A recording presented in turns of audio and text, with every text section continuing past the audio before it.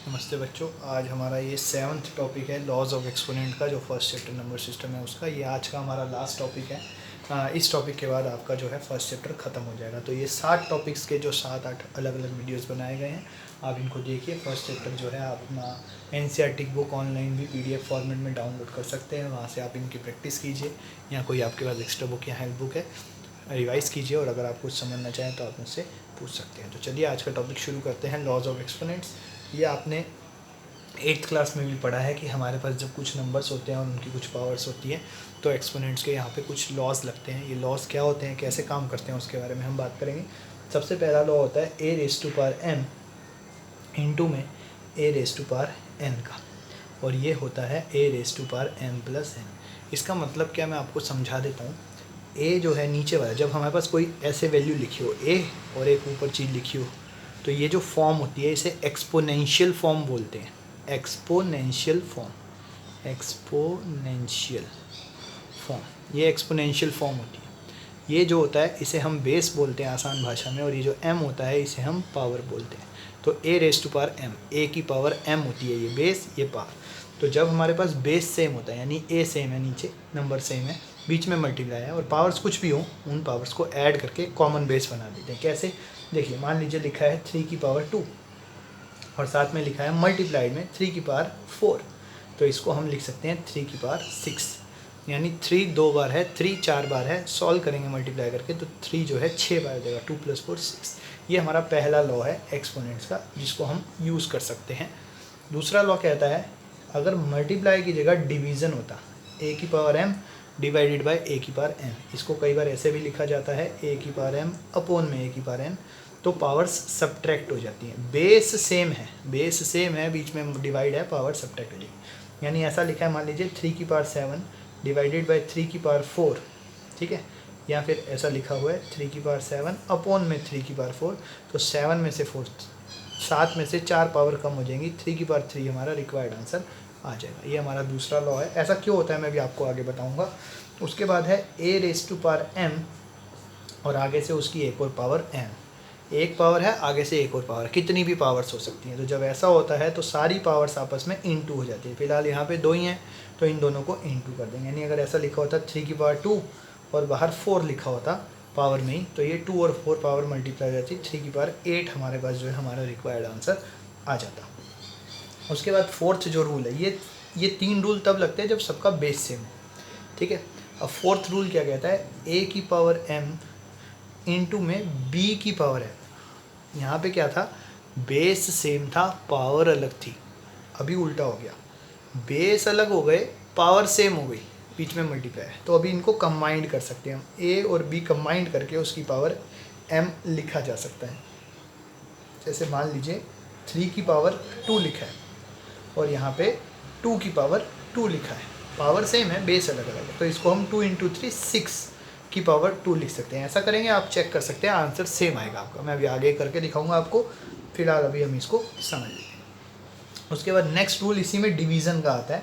a की power m है, divide में b की पावर m है, तो आप इसे a डिवाइड में b करके उसके बाद कंबाइन करके पावर m लिख दीजिए। सेम बात है, जैसे 10 की पावर 2 है, डिवीज़न में 5 की पावर 2 है, तो जब आप इसे सॉल्व करते हैं तो ये 2 की पावर 2 बनेगा। 10 को 5 से डिवाइड कर दिया और पावर वही सेम रही जो दोनों की सेम थी। ये 5 रूल यहाँ पे है। उसके बाद 6th रूल जो है, 6th लॉ जो है, वो है a⁻0 is 1, anything raise to power 0 is 1। किसी भी चीज़ की पावर अगर 0 हो जाती है तो वो 1 हो जाता है। 3 की पावर 0 हो, 4 की पावर 0 हो, 10 की पावर 0 हो, किसी भी चीज़ की पावर 0 अगर होता है तो वो 1 होता है। ये सारे लॉज में अभी आपको समझा दूंगा कि ऐसा होता क्यों है। उसके बाद अगर a की पावर नेगेटिव हो, -m हो, तो उस पावर को पॉजिटिव बनाना होता है। हमें पावर नेगेटिव में नहीं रखते हैं, पावर को पॉजिटिव बनाना है, और पावर पॉजिटिव बनाने के लिए हम इसको रेसिप्रोकल करते हैं, यानी उल्टा करते हैं। सो a का उल्टा करेंगे तो 1/a आ जाएगा और पावर नीचे चली जाएगी m। जैसे अगर 2 की पावर -3 है तो इसको हम लिखेंगे 1/2 की पावर +3। पावर पॉजिटिव बनाने के लिए रेसिप्रोकल करते हैं।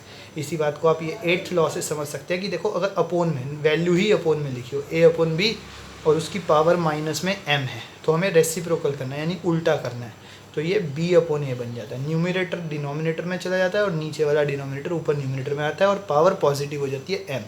जैसे लिखा है 2/3 और इसकी पावर अगर -4 लिखा है तो ये बन जाएगा 3/2 की पावर +4। ऊपर 2 था नीचे चला गया, नीचे 3 था ऊपर चला गया, पावर नेगेटिव की जगह पॉजिटिव हो गई। तो पावर को अगर नेगेटिव से पॉजिटिव बनाना हो तो रेसिप्रोकल करना है। ये आप इन 2 लॉस के द्वारा सीख सकते हैं। तो ये हमारे कुछ बेसिक लॉस थे, ये 8 लॉस थे, इनके ऊपर हमारे कुछ क्वेश्चंस होते हैं। अब ऐसा होता क्यों है मैं आपको एक बार फटाफट से वो बता देता हूँ। तो चलिए देखते हैं। आप वीडियो को पॉज करके सारे लॉस नोट कर लीजिए, सेम वैल्यूज़ नोट कर लीजिए, मैं आपको समझाता हूँ। इन लॉस को समझने का मेन पॉइंट क्या है, देखिए सबसे पहले हम इस पावर की बात करते हैं। जब हमारे पास ये फॉर्म लिखा होता है a⁴m, तो इसका मतलब होता है a कितनी बार होगा, m टाइम्स होगा। ये बात आपको समझनी है। क्या मतलब है इसका, कि अगर आपके पास जैसे लिखा है मान लीजिए 2⁵, तो इसका मतलब है 2 × 2 × 2 3 बार है। अगर लिखा है 3⁷, तो इसका मतलब है 3 × 3 × 3 × 3 × 3 × 3 × 3, 3, 6 और 1 7 बार है। तो जितनी पावर होती है वो नंबर उतनी बार मल्टीप्लाइड फॉर्म में होता है। ये सबसे पहले हमें समझना जरूरी है। ये हमने 8th क्लास में भी समझा है। एक्सपोनेंट का मतलब किसी भी नंबर की अगर पावर है तो वो नंबर उतनी बार मल्टीप्लाई हो रहा है जितनी उसकी पावर है। ये बात अगर हमें समझ आ जाती है तो हम कोई भी लॉ को समझ सकते हैं। जैसे पहला लॉ है हमारा, ठीक है, पहला लॉ है कि a⁴m × a⁴n होता है तो हम इसे प्लस करते हैं। अब देखिए प्लस क्यों करते हैं। मान लीजिए हमारे पास नंबर था 3⁵2 और 3⁴। अब देखिए 3⁵2 का क्या मतलब है, 3⁵2 का मतलब है 3 2 बार मल्टीप्लाई हो रहा होगा, फिर मल्टीप्लाई है तो मल्टीप्लाई लगाया। 3⁴ का मतलब क्या है कि 3 जो है वो 4 बार मल्टीप्लाई हो रहा है तो 4 बार कर दिया। और ये टोटल देखो आप तो कितनी बार मल्टीप्लाई हो रहा है, 2 बार पहले मल्टीप्लाई हो रहा था, 4 बार बाद में मल्टीप्लाई हो रहा है, और ये सब आपस में मल्टीप्लाई हो रहा है। तो टोटल 3 जो है 6 बार मल्टीप्लाई हो रहा है, इसलिए इसको 3⁵6 लिख दिया। तो आप देखो ये पावर ऐड हो गई, 2 और 4 6, 2 बार मल्टीप्लाई हो रहा था, 4 बार मल्टीप्लाई हो रहा था, तो मल्टीप्लाई होते होते वो टोटल 6 बार मल्टीप्लाई हो गई। ये पहला लॉ था जो हमने अभी भी समझा था। दूसरा लॉ फिर क्या कहता है कि अगर डिवाइड हो रहा हो तो पावर सब्ट्रैक्ट करनी है, आपको माइनस करनी है। अब माइनस क्यों करनी है, देखिए 3⁵7 है और डिवीजन में 3⁵4 है, तो इसको मैं ऐसे लिख सकता हूँ ना, 3⁵7 अपॉन में 3⁵4, डिवाइड हो रहा है तो अपॉन में लिख सकते हैं। अब देखिए 3⁵7 का क्या मतलब है कि 3 7 बार मल्टीप्लाई हो रहा है, तो 1 2 3 4 5 6 7, 3 7 बार मल्टीप्लाई हो रहा है, 2 4 5 6 7, ठीक है। और नीचे 4 बार, तो 1 2 3 4 4 बार हो रहा है। अब आप इसको कैंसिल आउट करिए, देखिए एक कट गया, फिर दूसरा कट गया, फिर तीसरा कट गया, फिर चौथा कट गया। कितनी बार 3 बच गया, 3 बार बच गया, यानी कि 3 बच गया।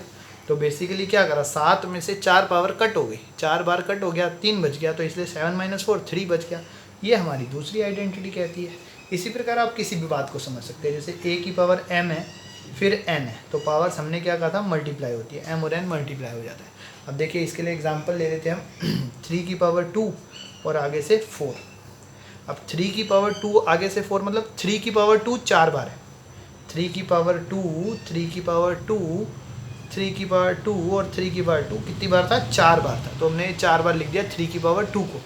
अब 3⁵2 क्या मतलब है, 2 बार 3, फिर 3⁵2 2 बार 3, फिर 3⁵2 2 बार 3, और फिर 3⁵2 का मतलब है 2 बार 3। तो कितनी बार 3 हो गया, टोटल 8 टाइम्स हो गया, 2 2 2 2 4 बार करके, तो 4 × 2 8, इसलिए दोनों पावर्स आपस में मल्टीप्लाई होके इसको हम डायरेक्ट 3⁵8 लिख देते। तो हमें बार बार ये सॉल्व करके ना दिखाना पड़े, इसके लिए ही हम आइडेंटिटी बनाते हैं, और यही हमारा बेसिक लॉजिक है।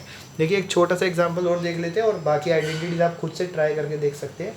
जैसे अभी है 10⁻² डिवाइड में 5⁻²।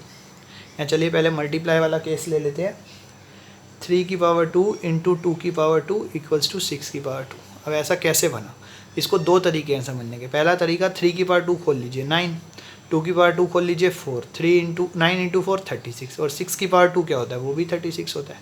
सो दोनों साइड आंसर बराबर है, यानी हम ऐसा लिख सकते हैं। लेकिन ऐसा ही क्यों लिखा, तो इसको समझने का एक और लॉजिक है। देखिए 3⁻² 2⁻², 3⁻² का मतलब है 2 बार 3 है ना, और 2⁻² का क्या मतलब है 2 बार 2, दोनों की पावर सेम थी ना, इसलिए ऐसा कर रहे हैं। एक 3 और एक 2 साथ साथ लिख लो, और ये दूसरा 3 और दूसरा 2 भी साथ साथ लिख लो, है ना। अब देखिए क्या होगा, ये 3 × 2 6 हो गया, ये भी 3 × 2 6 हो गया, तो ये क्या बन गया 6⁻² बन गया। तो इसलिए हमने इसको ऐसे लिखा था। डिवीज़न में भी सेम लॉजिक आप अप्लाई कर सकते हो। देखो 10 की पावर 2 है, डिवीज़न में 5 की पावर 2 है। तो एक तरीका तो है आप इसको सॉल्व करो 100, एक तरीका इसको सॉल्व करो 25, सॉल्व करोगे 4 आएगा, वो 2 की पावर 2 होता है। दूसरा लॉजिक क्या है, आप इसको ऐसे लिखो 10 इंटू 10 क्योंकि 10 की पावर 2 है, और नीचे 5 इंटू 5 क्योंकि 5 की पावर 2 है। ये 10 और 5 कट के 2 आ जाएगा, और ये 10 और 5 काट के भी 2 आ जाएगा, यानी कि 2 की पावर 2 बचेगा। तो इस तरह से हमारी आइडेंटिटीज़ डेवलप की जाती है। बेसिकली आइडेंटिटी जो है किसी लॉजिक को समझाने के लिए, उसको आसान बनाने के लिए होता है। तो एक छोटी सी बात और मैं समझा रहा हूँ और उसके बाद हम इस वीडियो को ख़त्म करेंगे। चलिए देखते हैं। देखिए एक लॉजिक है कि किसी भी चीज़ की पावर 0 जो है वो 1 होता है। ऐसा क्यों होता है समझिए, चलिए देखते हैं। देखिए अगर मैं 3 की पावर 2 को, ध्यान से देखना, 3 की पावर 2 को 3 की पावर 2 से डिवाइड करूँ तो क्या होता है, 1 आता है ना, क्योंकि ये भी 9 है और ये भी 9 है, और 9 9 1 होता है। इसको लिखे अगर हम ऐसे कि 3 की पावर 2 है तो 3 इंटू 3, और नीचे भी 3 की पावर 2 है तो 3 इंटू 3, है ना। यहाँ डिवीज़न वाला रूल लगा लें अगर हम यहाँ पे 3 की पावर 2 माइनस 2, क्योंकि डिवीज़न में है तो पावर माइनस होगी, पहली पावर में से दूसरी पावर माइनस होगी, तो ये 3 की पावर 0 बचता है। और जब हम इसको ऐसे सॉल्व करें, अगर 3 की पावर 2 डिवाइड में 3 की पावर 2, तो ये कटने के बाद 1 आता है, इसलिए 3 की पावर 0 1 हो गया। किसी भी चीज़ की पावर आप देख लीजिए, जब वो 0 होती है तो उसको इसी प्रकार से 1 बना सकते हैं। कैसे, एक एग्जाम्पल और देता हूँ।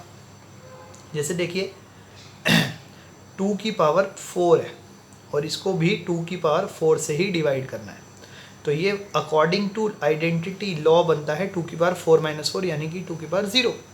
और अगर 2 की पावर 4 को 2 की पावर 4 से डिवाइड करना है, सॉल्व करके देखते हैं। चलिए, सो 2 इंटू 2 इंटू 2 इंटू 2 4 बार, और 2 इंटू 2 इंटू 2 इंटू 2 4 बार, ये सब कट जाएंगे और फाइनल आंसर 1 आएगा, इसलिए 2 की पावर 0 भी 1 हो गया। यही हमारा बेसिक लॉजिक होता है कि anything raise to power 0 is 1, कि उसी उतनी पावर को उतनी पावर से ही डिवाइड किया जा रहा है, और जब भी सेम नंबर को सेम वैल्यू से डिवाइड करते हैं तो आंसर 1 आता है। इस वीडियो में इतना ही। अगर आप कुछ समझना चाहते हो तो आप मुझसे पूछ सकते हैं। Thank you. ये हमारा फर्स्ट चैप्टर ख़त्म हो गया। टोटल 7 वीडियो बने हैं, 8 वीडियो बने हैं, थर्ड वीडियो का एक सेकंड पार्ट और है, तो टोटल टॉपिक 7 थे, वीडियो 8 बने हैं सीरियल ऑर्डर में। यहाँ पे आपको मिल जाएंगे, आप देख सकते हैं। Thank you.